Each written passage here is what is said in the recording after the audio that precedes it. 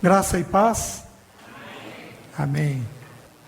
Daniel, capítulo 11, versículo 32. Daniel 11, 32. Aos violadores da aliança, ele com lisonjas perverterá. Vamos ler agora juntos? Mas o povo que conhece ao seu Deus se tornará forte e ativo. Mais uma vez. Mas o povo que conhece ao seu Deus se tornará forte e ativo. Amém. Graças a Deus. Nós estamos vendo a soberania de Deus em operação nesse mundo. Nós vimos como Deus trabalha com os justos.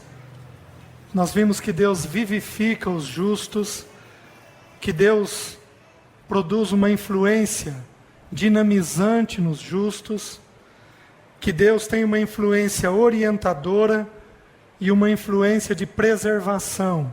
Ou seja, que Deus orienta os seus filhos, como um pai dirige os seus filhos, e que Deus preserva os seus filhos, não permitindo que mal algum venha sobre eles fora da sua vontade. Aí nós começamos a estudar como é que Deus lida com os ímpios nesse mundo. E nós vimos que Deus restringe a ação dos ímpios. O que significa que Deus exerce uma influência restringente sobre os ímpios, sobre aqueles que não conhecem a Deus? Quer dizer que Deus, os ímpios, são por Deus impedidos de fazer o que sua natureza os levaria a fazer. Então a natureza do ímpio levaria a fazer determinada coisa, e Deus é poderoso para impedir que a natureza do ímpio faça determinadas coisas. Nós vimos quando Abimeleque quer tomar Sara como sua esposa e Deus o impediu. Nós vimos quando os irmãos de José intentaram matá-lo e Deus o impediu.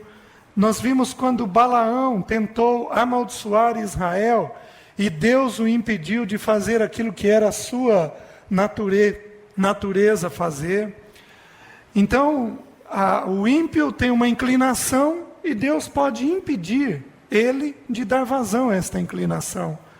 Mas nós também vimos que Deus exerce uma influência abrandadora. O que significa? Que os ímpios são levados a fazer o que sua natureza não faria. Quando diz que o ímpio, que Deus exerce uma influência restringente, diz que o ímpio não pode fazer o que ele desejaria fazer. Mas quando diz que Deus exerce uma influência abrandadora, significa que o ímpio é levado a fazer aquilo que ele naturalmente não faria. Não é apenas segurar ele de não fazer algo, é levá-lo a fazer algo que ele naturalmente não faria. Nós vimos Potifar abençoando José, o carcereiro abençoando José, Faraó honrando a José. Nós vimos o que a filha de Faraó fez com Moisés, contrariando a própria natureza da cultura, da ordem do pai, e levando aquela moça a acolher a vida de Moisés. Nós vimos Esaú e Jacó, como Esaú acolheu a Jacó, quando eles se encontraram lá depois do Val do Jaboque. Nós vimos Acabe e Elias. Acabe, no início dos 3 anos e meio de fome, Acabe mandou perseguir a Elias, e depois de 3 anos e meio, Elias deu uma ordem para Acabe, que ajuntasse todos os profetas no Monte Carmelo, e Acabe obedeceu a voz de Elias, fazendo aquilo que não era da natureza do rei fazer. Nós vimos os chefes dos eunucos com Daniel, e nós vimos Ciro com relação a Jerusalém.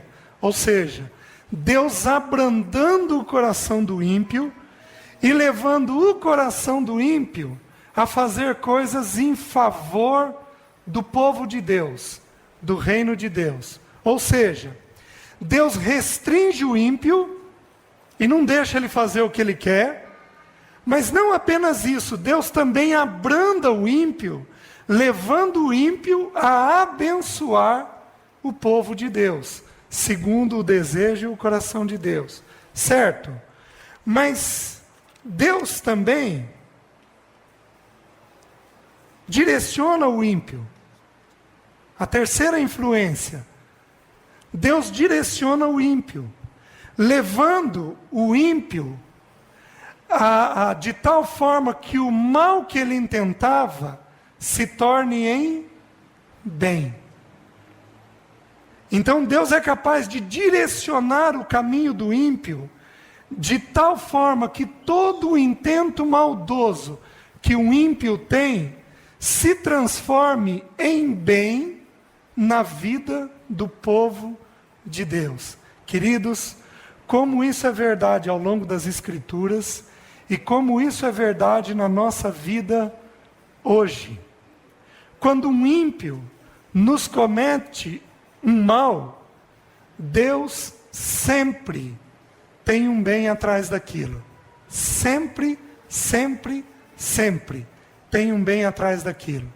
Ímpio nenhum pode intentar contra a nossa vida sem que Deus tenha um bem atrás daquela situação para nós. Queridos, os ímpios são dirigidos por Deus. Aí vocês vão falar assim, mas o ímpio não é filho do maligno? Claro que é. A Bíblia ensina isso em Efésios, capítulo 2, versículo 1 e 2. Então o ímpio não é inclinado a fazer as coisas segundo a sua própria carne e segundo o próprio desejo dele? Claro que é.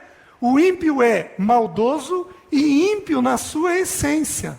Só que, atrás do governo dele, está a mão poderosa de Deus, que dirige e orienta todas as coisas segundo a sua boa vontade. O problema da vontade de Deus é que nós nunca a discernimos no momento em que nós passamos por ela. A vontade de Deus só é discernida meses, anos mais tarde. A vontade de Deus é um mistério. A vontade de Deus, em muitas circunstâncias, ela é um mistério. E nós nunca a compreendemos no momento exato em que nós passamos por ela. Nós só teremos clareza dela mais tarde, depois que meses e anos se passaram. E há algumas coisas da vontade de Deus que nós só compreenderemos na eternidade. Por exemplo, você pode explicar por que um homem como João Batista, a Bíblia diz que dos nascidos de mulher, nunca houve homem maior que João Batista. Você é capaz de me explicar o porquê ele morre tão cedo? Queridos, ele morre em torno dos 30 anos, um pouco mais, 31, por aí. A Bíblia ensina que ele não fez nenhum sinal através das mãos dele, mas diz que dos nascidos de mulher, ninguém era maior que João Batista. Aí eu lhes pergunto, por que uma pessoa como essa é tirada da vida tão cedo, através da vontade de uma adolescente imoral, sujeita a uma mãe maldosa? Pensem comigo, é um mistério. Imagine um homem desse, agregado aos 12. Agora, aprove a Deus, na sua divina sabedoria, não fazer assim, e recolher João. Então, vamos pensar em Herodes, vamos pensar na mulher que pede a cabeça de João Batista na filha que dançou, eram ímpios. Queridos, eles intentaram o mal contra João. Sim, é uma verdade. E esse mal aparentemente foi conseguido. Acontece que sobre o Filho de Deus, todo mal intentado vira em bem. Só que nós não compreendemos. A vontade de Deus é boa, perfeita e agradável. Quem tirou a vida de João Batista? Deus. Foi a menina que dançou? Foi a mãe dela? Foi Herodes? Quem tirou a vida de João Batista? Deus, porque a vida e a morte é um decreto apenas de Deus. Então pensem comigo, se foi vontade de Deus, algum bem saiu de tudo isso, porque a vontade de Deus é boa, perfeita e agradável.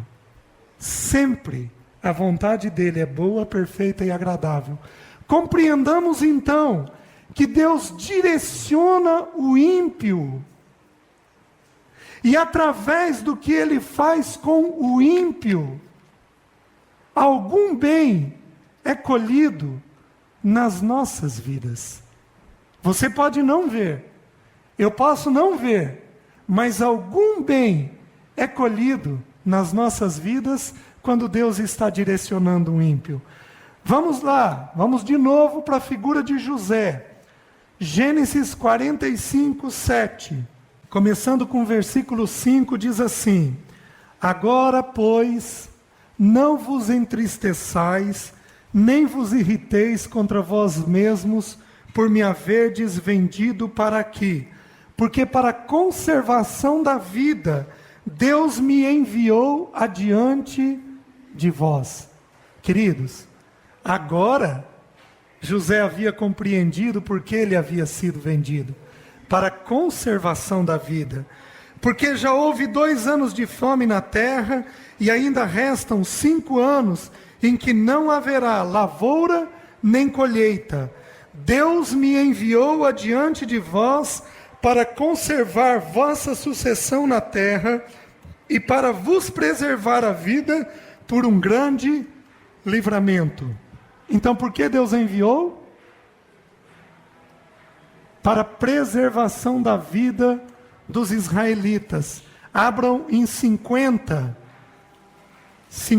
versículo 20. Vós, na verdade, intentaste o mal contra mim, porém Deus o tornou em bem, para fazer como vedes agora, que se conserve muita gente em vida.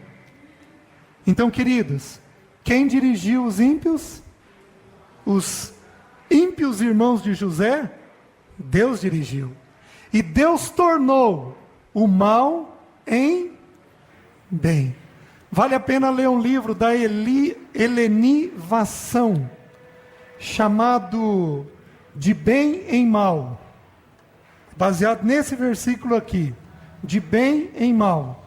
Quando Deus, aliás, de mal em bem. Quando Deus transforma o mal em bem para nós.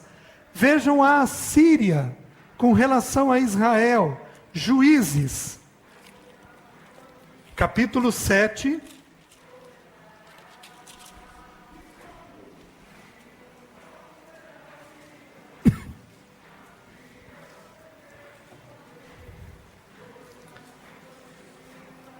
Desculpem, nós temos que associar 2 versículos. Segurem esse daí, mas eu preciso ler primeiro Isaías.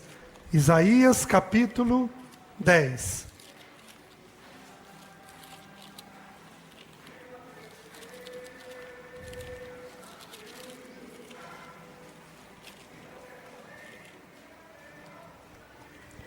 A Assíria era o império da ocasião. O que representa os Estados Unidos hoje no mundo, representava numa porção maior a Assíria no mundo naquela época, porque ela dominava a nível militar e a nível econômico, boa parte de todo o mundo. Então a Assíria era o poder dominante. Vejam o que Deus diz sobre a Assíria. Isaías capítulo 10, versículo 5. Ai da Assíria, cetro da minha ira, a vara em sua mão é o instrumento do meu furor. Ou seja, a vara que a Assíria usava contra as nações era instrumento de quem? De Deus. Então Deus usava a Assíria para os fins que Ele queria. Queridos, o problema quando nós começamos a pensar nesse aspecto da soberania de Deus, é que nós não conseguimos nos libertar de uma ideia de um Deus excessivamente bondoso. Queridos, Deus é bom, Deus é amor.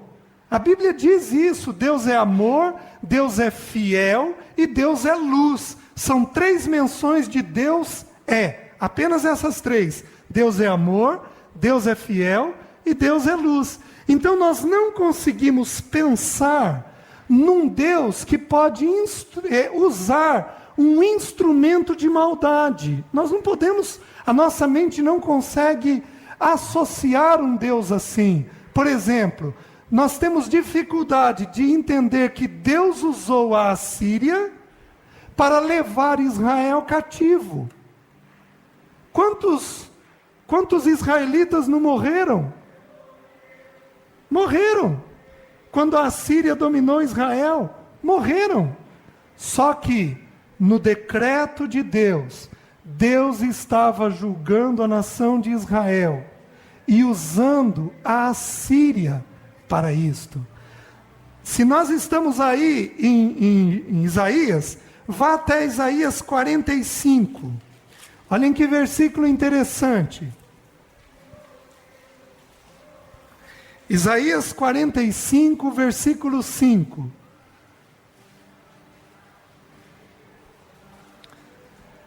Eu sou o Senhor e não há outro, além de mim não há Deus.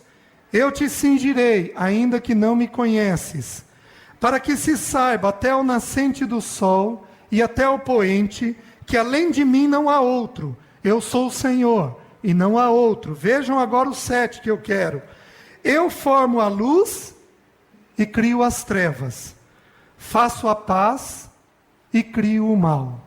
Eu, o Senhor, faço todas estas coisas. Aí nós ficamos chocados. Nós ficamos chocados.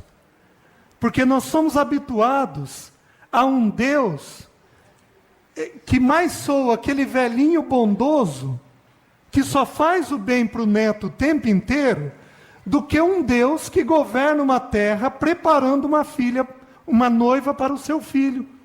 Nós não somos habituados à imagem de um Deus justo, de um Deus severo, de um Deus disciplinador, de um Deus que corrige. Nós não somos acostumados. E queridos, Deus usa os ímpios, inclusive, para corrigir os filhos dele.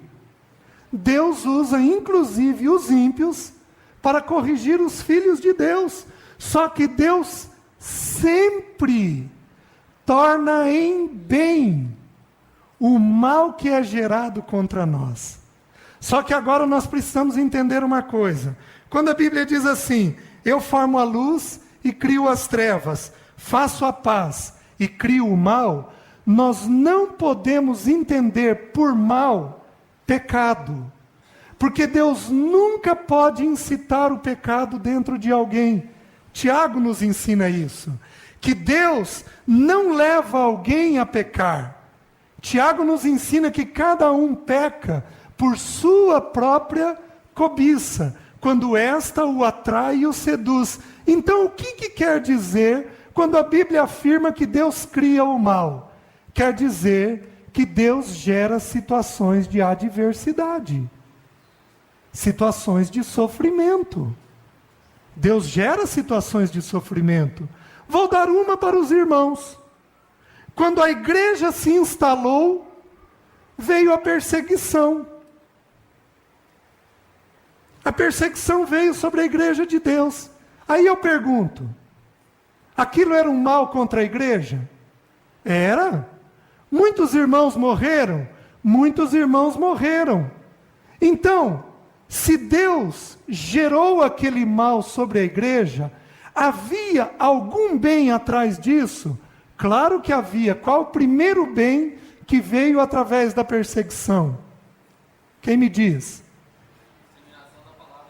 A semeação da palavra, missões. O evangelho se expandiu para todo mundo. Porque através da perseguição, o povo fugiu e eles foram semear o evangelho em outros lugares. Então, houve um mal? Houve. Deus tinha um bem atrás disso? Tinha. Porque a vontade de Deus é boa, perfeita e agradável. Por mais mal que ela pareça ser sobre nós, a vontade de Deus é boa, perfeita e agradável. Queridos, tem coisas que nós não devemos insistir muito para mudar. Às vezes a gente insiste numa coisa ou noutra, coisas que são morais, que a vontade de Deus é estabelecida com clareza, nós temos que mudar no instante em que nós temos consciência de Deus. Mas tem outras coisas que nós não temos clareza. Que escola eu estudo? Mudo de casa ou não mudo? Faço aquilo ou não faço? Compro aquilo ou não compro? Desejo tal coisa, mas não consigo. Que eu faço? Tem algumas coisas que nós deixamos Deus conduzir. Porque nós não sabemos o bem que Ele está tirando para nós através daquela situação. Nós não somos capazes de entender. Tem coisas que a vontade de Deus constitui um mistério. E aí nós ficamos brigando, feito uma criança que briga no colo do pai. Quando o pai quer apenas nos relaxar, nós ficamos brigando com aquilo, querendo fazer uma coisa diferente. Vamos mais. Juízes 7, voltando à Assíria, 22. Agora é quando Gideão está com aqueles 300 homens e ele luta contra a Assíria. Diz assim: ao soar das 300 trombetas, o Senhor tornou a espada de um contra o outro, e isto em todo o arraial, que fugiu rumo a Zererá, até Bet-Sita, até o limite de Abel-Meolá, acima de Tabete. Queridos, aqui, Deus mostrou que Ele usa, o primeiro texto de Isaías, Deus usou a Assíria contra Israel, mas em Juízes, Deus pega a Assíria e usa a Assíria contra ela mesma. Então, com 300 homens, Gideão, com aquelas tochas escondidas num vaso, tudo isso tem uma simbologia. A tocha tem uma simbologia, o vaso que encobria aquela luz tem uma outra simbologia. E aí eles pegam e quebram aqueles vasos, e aquela luz aparece toda no meio da noite, e eles gritam, os 300 homens gritam, o povo acorda, e aí eles começam a se matar mutuamente, sem saber que era do próprio povo, achando que eram os israelitas. Deus usou a Assíria contra Israel numa ocasião, e Deus usou a Assíria contra ela mesma em outra ocasião. Por quê? Porque Deus usa o ímpio segundo o seu bel prazer, segundo a sua boa vontade. Aqui em Juízes, Deus quis libertar Israel da Síria, libertou com 300. Em Isaías, Deus quis usar a Assíria para levar Israel cativo, e Deus deixou que isso acontecesse.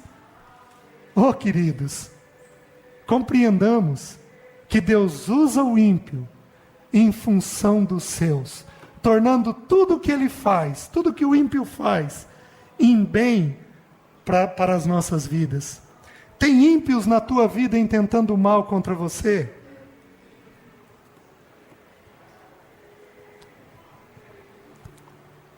Há ímpios no serviço, na família.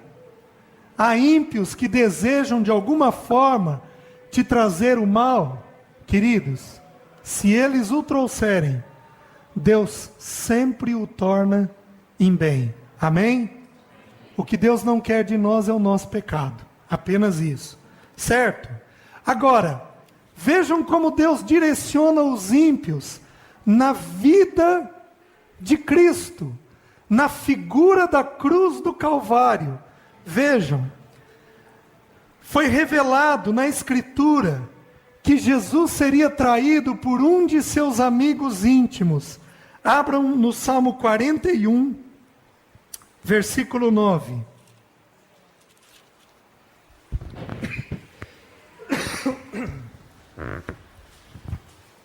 Salmo 41, versículo 9. Até o meu amigo íntimo, em quem eu confiava, que comia do meu pão, levantou contra mim o seu calcanhar. Abra em Mateus 26, 50.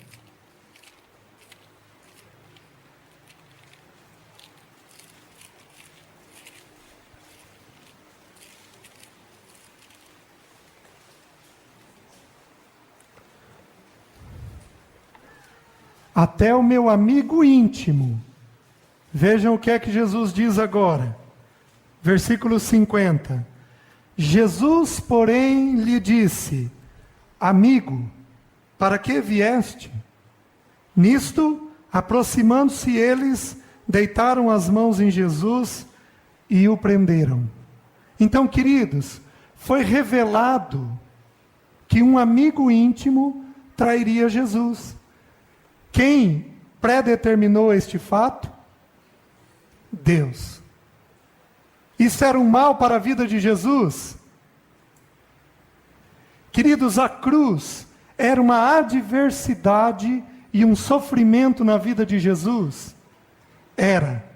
Qual era o bem que foi tirado daquilo? A minha e a sua salvação.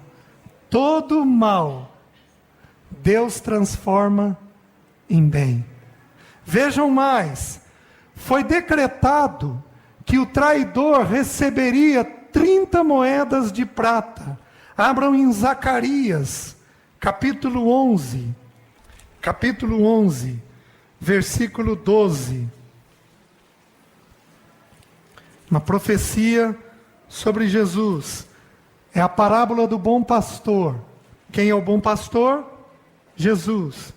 Eu lhes disse: se vos parece bem, dai-me o meu salário, e se não, deixai-o.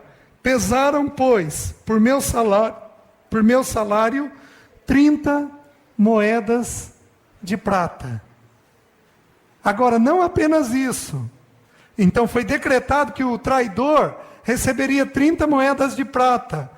Mas foi decretado também que o dinheiro da traição seria usado na compra de um campo. Vocês se lembram que se tornou um cemitério? Vejam o versículo 13. Então o Senhor me disse: arroja isto ao oleiro, esse magnífico preço em que fui avaliado por eles. Tomei-o as 30 moedas de prata e as arrojei ao oleiro na casa do Senhor. Essa profecia, vejam em Mateus capítulo 27. Entendamos, querido, que tudo estava pré-ordenado. Mateus 27. Versículo 9 e 10. Versículo 3. Então Judas, que o traiu, vendo que Jesus fora condenado, tocado de remorso, devolveu as 30 moedas de prata aos principais sacerdotes e aos anciãos, dizendo: pequei traindo sangue inocente. Eles, porém, responderam: que nos importa? Isso é contigo. Então Judas, atirando para o santuário as moedas de prata, retirou-se e foi enforcar-se. E os principais sacerdotes, tomando as moedas, disseram: não é lícito deitá-las no cofre das ofertas, porque é preço de sangue. E tendo deliberado, compraram com elas o campo do Zacarias, lá a profecia, diz que era para pegar as moedas e ir até onde? Até a casa do oleiro. Gente, tudo pré-ordenado por Deus. Deus usando Judas para o bem que ele tinha em mente. Para cemitério, versículo 7, para cemitério de forasteiros. Por isso aquele campo tem sido chamado até o dia de hoje, campo de sangue. Então se cumpriu o que foi dito por intermédio do profeta Jeremias. Tomaram as 30 moedas de prata, preço em que foi estimado aquele a quem alguns dos filhos de Israel avaliaram, e as deram pelo campo do oleiro, assim como me ordenou o Senhor. Judas fez o mal com Jesus? Fez. Deus transformou este mal em bem? Transformou. Porque Deus dirige a vida dos ímpios na vida dos filhos dele. Vejam mais, foi decretado que se levantassem falsas testemunhas na vida de Jesus. Salmos 35, versículo 11.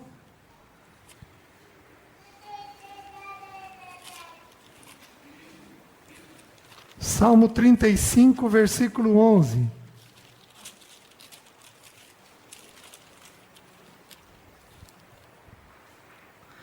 Levantam-se iníquas testemunhas e me arguem de coisas que eu não sei. Foi decretado que Cristo seria açoitado e que lhe cuspiriam no rosto. Isaías 50, esse versículo foi novo para mim. Isaías 50, versículo 6.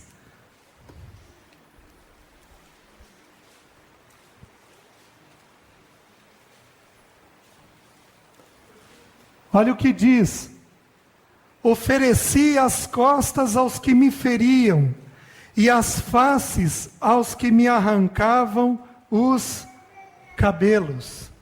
Não escondi o rosto aos que me afrontavam e me cuspiam.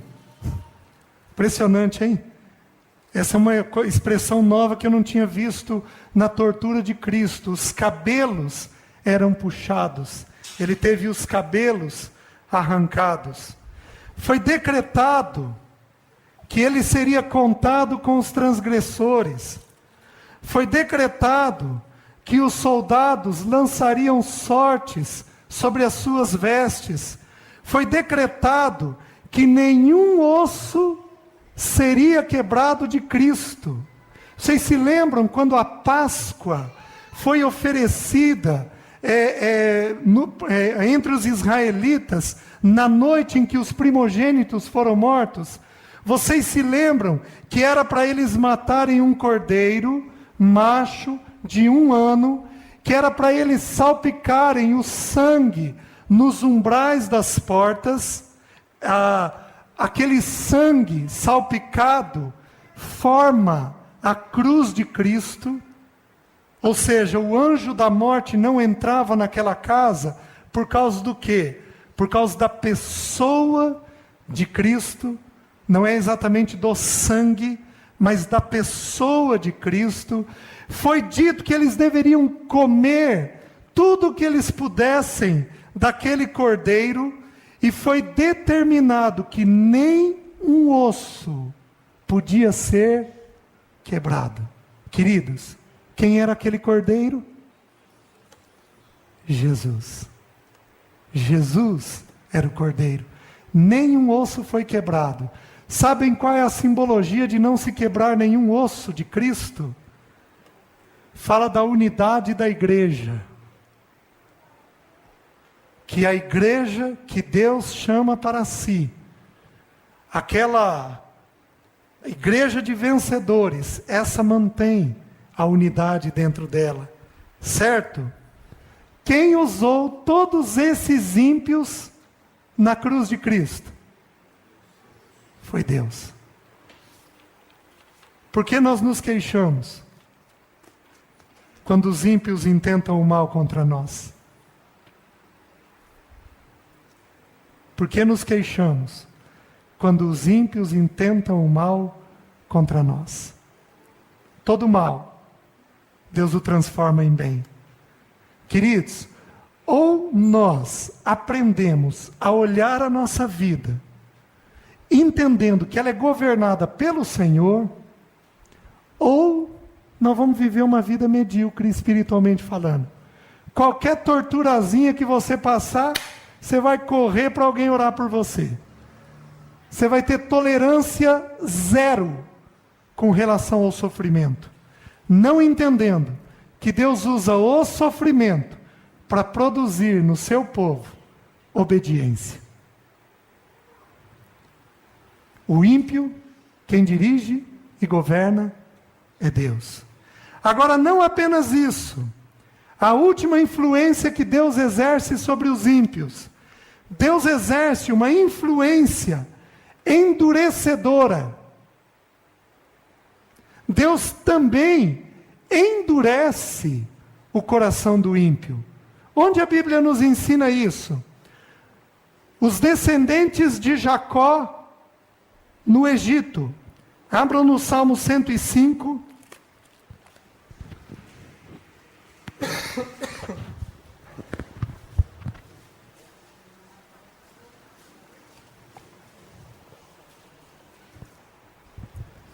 Salmo 105, versículo 25.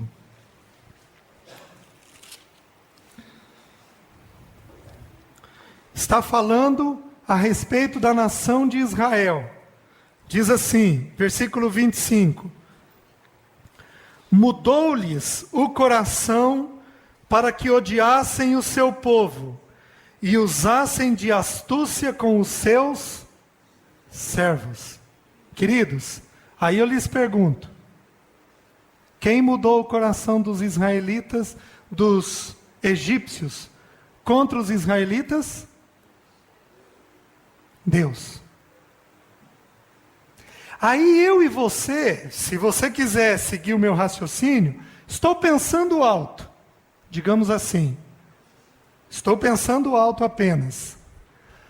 Quando os egípcios tiveram o coração deles mudado, um dos decretos que eles determinaram é que os meninos, homens, que nascessem em Israel, precisavam ser mortos. E muitos meninos morreram por causa disso. Aí eu lhes pergunto, Deus sabia que isso ia acontecer? Sabia. Deus permitiu isto? Permitiu. Eu não tenho coragem alguma de afirmar que Deus quis. Mas Deus permitiu. Sem uma vírgula de dúvida, Ele permitiu. Usando os egípcios para o seu próprio fim. O fim que Ele queria. Queridos, é um mistério. É um mistério. Como é que um Deus amoroso como o meu e o seu Deus ordena para Moisés, numa determinada batalha, que não poderiam permanecer de pé, nem os homens, nem as mulheres, nem as grávidas, nem as crianças? Aí eu lhes pergunto, como é que um Deus tão amoroso pode dar um decreto deste? Ele pode, porque Ele é Deus. Agora é um mistério? Queridos, claro que é um mistério. É um mistério. Quando nós compreendemos que Deus usa o sofrimento em favor do seu povo, o nosso coração descansa na presença dEle.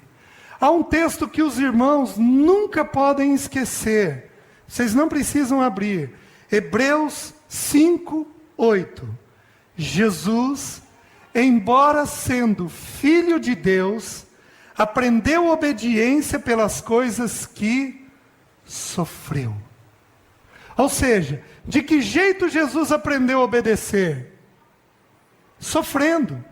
Quando sofremos, oramos e buscamos da parte de Deus, onde Ele quer que eu e você sujeitemos o nosso coração, aprendamos a obedecer. Só isso. Está alguém entre vós alegre? Cante louvores. Está alguém entre vós sofrendo? Faça oração. Está alguém entre vós doente? Chame os presbíteros. E estes ungem o enfermo com óleo.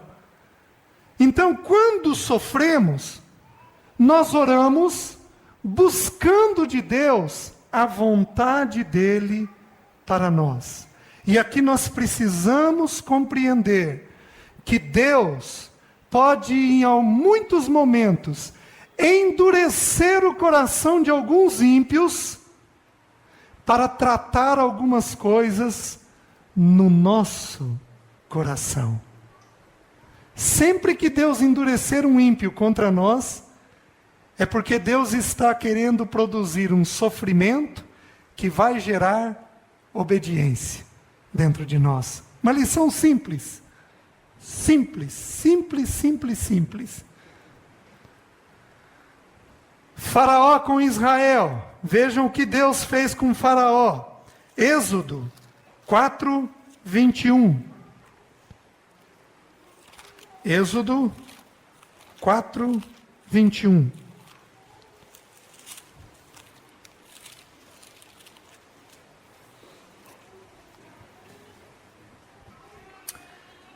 Disse o Senhor a Moisés, Deus falando com Moisés: quando voltares ao Egito, vê que faças diante de Faraó todos os milagres que te hei posto na mão, mas eu lhe endurecerei o coração para que não deixe ir o povo. Quem endureceu o coração de Faraó? Deus. Por quê? Romanos 9:17.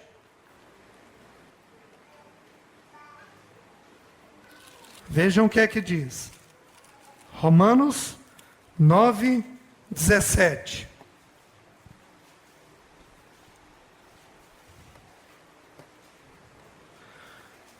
Porque a Escritura diz a Faraó: para isso mesmo te levantei, para mostrar em ti o meu poder, e para que o meu nome seja anunciado por toda a...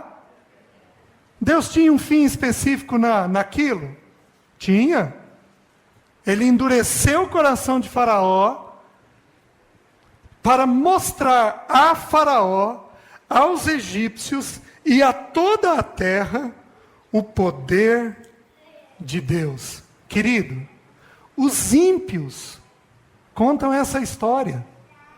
Há um tempo atrás, saiu uma fita para crianças chamado Moisés, príncipe do Egito. Tem umas coisas lá que não está de acordo com as escrituras, mas aquilo foi os ímpios contando para todo o mundo o poder de Deus abrindo o Mar Vermelho. Olha o que diz o texto, pensem nisso. Passaram-se 4.000 anos, pelo menos, dessa história. Para isso mesmo te levantei, para mostrar em ti o meu poder, e para que o meu nome seja anunciado por toda a terra. Impressionante. Deus fez isso com um fim específico. Agora, eu pergunto para os irmãos, qual era o pensamento dos israelitas quando Faraó não deixava o povo ir? Qual era o pensamento? Vocês se lembram que eles chegaram a queixar de Moisés? Ô Moisés, para com isso. Olha o que você nos arrumou. Nós estamos sofrendo muito mais do que antes. Por isso a vontade de Deus é um mistério.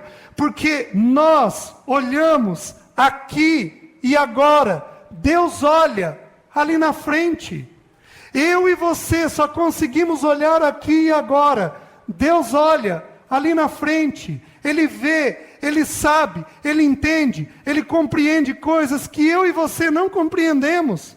Por isso, quando Deus endurece o coração do parceiro, quando Deus endurece o coração de um irmão na igreja, quando Deus endurece um ímpio, queridos, Ele o faz para tratar em mim e em você alguma coisa que nós não estamos vendo.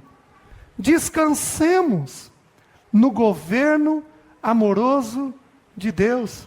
Vocês querem ver uma coisa curiosa? Se o povo de Deus aprendesse a fazer isto com mais tranquilidade, o que aconteceria com o aconselhamento na igreja? Por quê? Por que o aconselhamento diminuiria? Porque o povo entenderia que Deus de alguma forma está trabalhando algo dentro de si. Agora nós passamos uma crisezinha e fazemos o quê? Angustiamos, sufocamos, sofremos e aí temos que correr pedir ajuda. Eu falei de uma crisezinha. De uma crise bem pequenininha. Se nós aprendêssemos a olhar melhor a Escritura, descansando no trabalho de Deus nas nossas vidas, o nosso coração encontraria obediência e paz, mesmo na adversidade. O povo de Deus pode ter paz, mesmo na adversidade. Amém? Que outro exemplo? Não apenas isso. Deus não fez apenas para mostrar o poder. Deus também tinha uma outra coisa. Êxodo 12:12.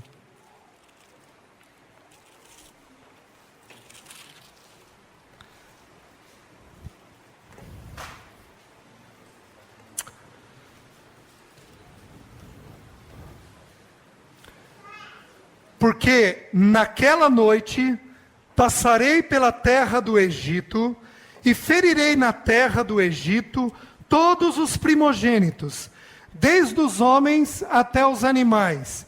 Executarei juízo sobre todos os deuses do Egito.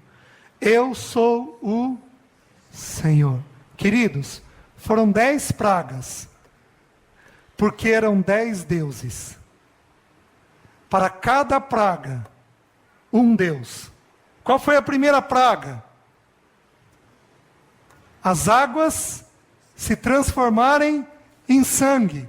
Porque qual era o primeiro Deus no Egito? O Nilo, o rio Nilo. Eles adoravam o Nilo. Então 10 pragas, porque eram 10 deuses. Tudo o que Deus faz tem um fim específico naquilo.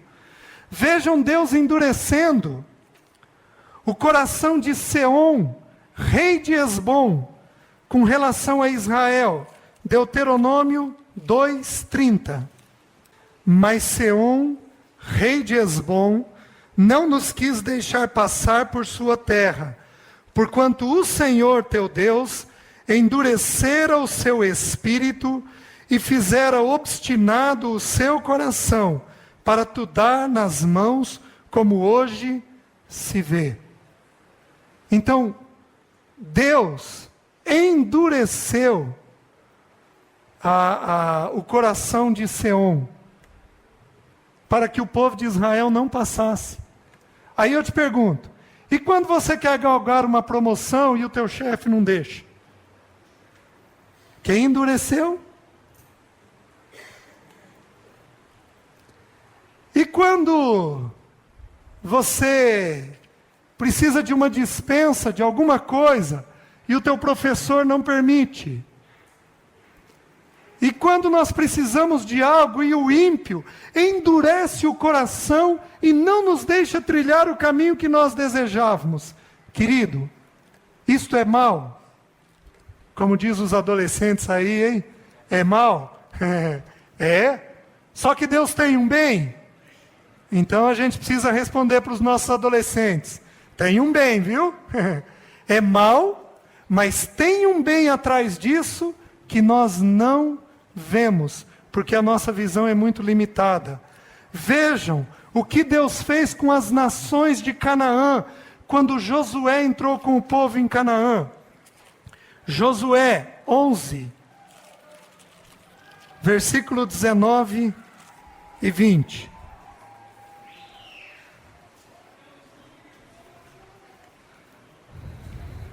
Não houve cidade que fizesse paz com os filhos de Israel, senão os heveus, moradores de Gibeão, por meio da guerra, as tomaram todas, porquanto do Senhor vinha o endurecimento do seu coração.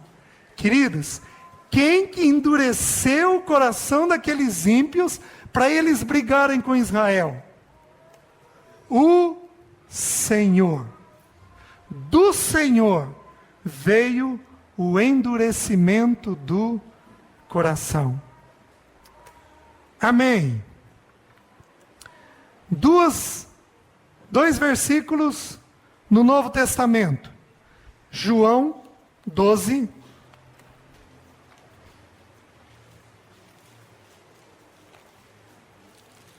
E no Novo Testamento, o que é que diz?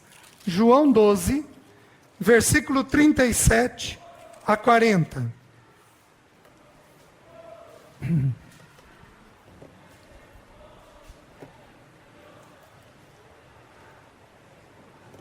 E embora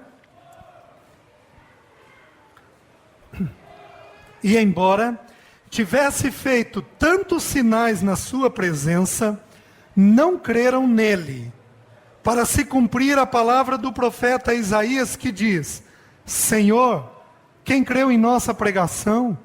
E a quem foi revelado o braço do Senhor? Por isso, não podiam crer, porque Isaías disse ainda: cegou-lhes os olhos e endureceu-lhes o coração, para que não vejam com os olhos, nem entendam com o coração, e se convertam e sejam por mim curados. Isto disse Isaías porque viu a glória dele e falou a seu respeito. Contudo, muitos dentre as próprias autoridades creram nele, mas por causa dos fariseus, não o confessavam, para não serem expulsos da sinagoga, porque amaram mais a glória dos homens do que a glória de Deus. Houve então endurecimento, cegueira dos olhos e endurecimento de coração, para que vendo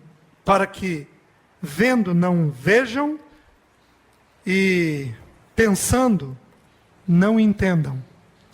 E 2 Tessalonicenses, esse é um texto para a igreja.